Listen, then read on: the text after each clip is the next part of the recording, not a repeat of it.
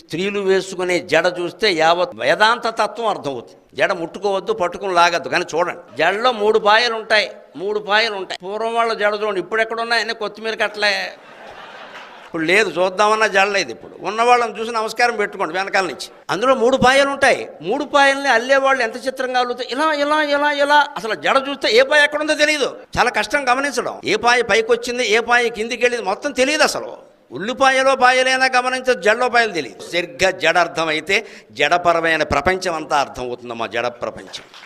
మనలో మనమే ఎప్పుడు సత్వగుణంలో ఉంటామో, ఎప్పుడు పోటీలు పడి పంతాలు పడి రజోగుణంలో గెలిపోతామో, ఎప్పుడు పరమ మూర్ఖులమై క్రూరంగా హింసతో తమో గుణంతో ప్రవర్తిస్తామో మనకే తెలియదండి. అదేమిటి అలా ఉన్నవాడు ఇలా అయిపోయాడు, నిన్నటి వరకు బాగానే ఉన్నాడు, ఇవాళ ఇలా ప్రవేశించింది ఓ పురుగు వాడిలో, ఏం చేయమంటాం? అదే తమో గుణం అనే పురుగు. ఆ ప్రవేశిస్తున్నప్పుడే జాగ్రత్త పడని, ఎంత చదువుకున్నాను కదా, ఈ ఆలోచన వస్తే వాడు బాగుపడ.